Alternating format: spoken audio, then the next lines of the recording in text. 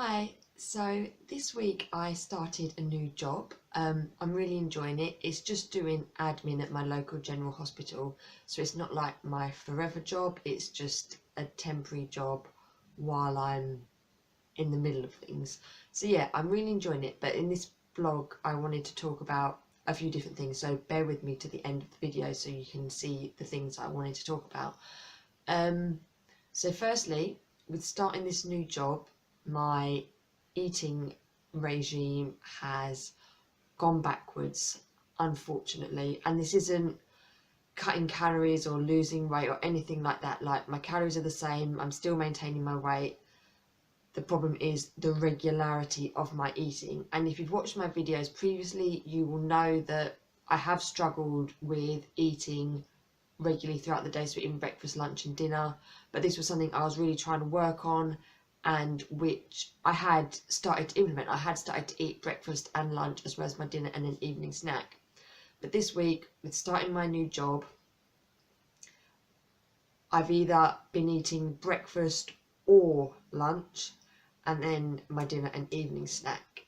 And I really know this is not good, and it is, I can't explain to you how frustrating it is. Like, my head knows it should eat the breakfast and the lunch, but I just can't get myself to do it. And with starting this new job, I don't know, it's just changed my routine a bit, and I've just not eaten. I've eaten either breakfast or lunch, and I know I need to change it. So I'm committing myself, not next week, but the week beginning the 20th of May is my new eating regime, like completely overhauled. And it's not just, I'm not just going to go back to doing what I have been doing, which is a small breakfast, a really small breakfast, a small lunch, and then dinner and evening snack. I'm going to completely change it, have a bigger breakfast, a bigger lunch, a normal dinner with smaller vegetables and a smaller evening snack. So that is starting on the 20th, and I am not going to change from that. So, yep, my eating regime hasn't been great this week, but I wanted to tell you this because I wanted other people who may be trying to do anorexia recovery to know that it's not always a one-way street. You do sometimes have setbacks, but it's not the end of the world. You overcome them. As my dad has always says, improvise, adapt and overcome. This week I've been improvising, next I'm going to be adapting, and now I'm going to overcome it. So the other thing I wanted to talk about is starting with this new job. So I've done 3 days of work, because that is what my working week is, 3 days. And already, having only done 3 days, I've had 3 people in the office on separate occasions say to me things along the lines of, "Oh, you've got such an amazing figure, you're so thin, how do you keep so slim, I bet you run," asking me what size my clothes are. And like, I get it, I get generally normal life people talk about weight and clothes size. I don't have a problem with that. However, it did get me thinking. They look at me, well, okay, I've got 2 things that I was thinking. One, they look at me and think, "Oh, she's got a nice figure," and which makes me think, well, I can't possibly now consider putting on any more weight, because if they think I look all right as I am, then it means I don't need to put on any more weight. That is my first thought.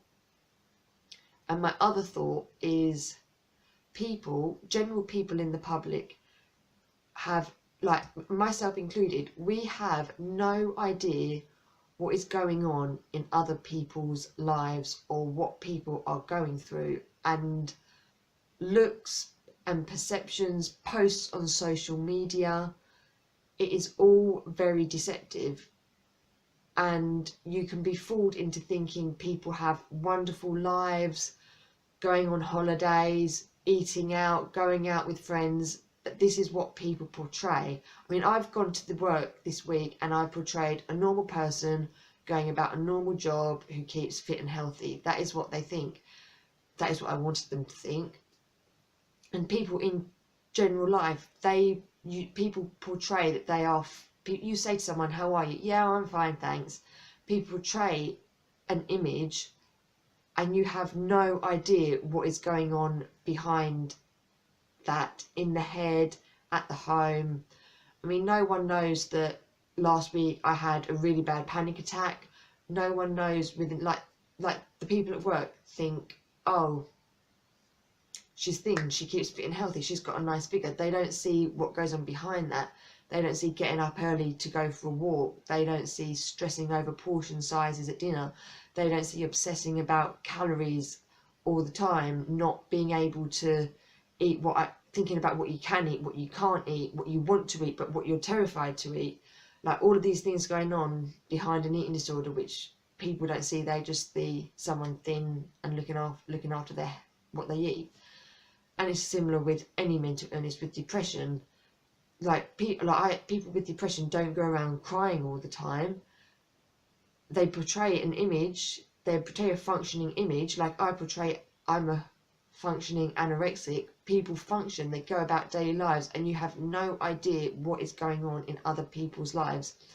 So it made me think, like, the people at work have been absolutely lovely. They're the loveliest people. But generally, people on the whole, I think we just need to be kind to each other. And if you're walking along the street or whatever, smile. Getting something in a shop, be kind to someone, because you've got no idea what someone else is going through. And it doesn't take much of an effort just to be nice to people. We don't need to be angry or confrontational. Just be nice, because we've got no idea what people are going through. And they may portray an image of being fine, of being happy, of living the wonderful life, but we've got no idea. So be kind. So they were my two things with work.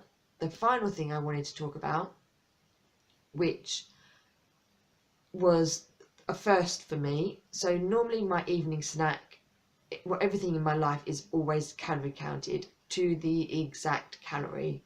It drives me mad, but it's what I do. I wanted to start changing this, but for now it is calorie controlled. And so my evening snack is an X amount of calories. So I always have a mixture of things to calculate the number of calories that I need it to be. And I'll think about what I want, and then I'll think about what I can have that fits in with my calorie allowance.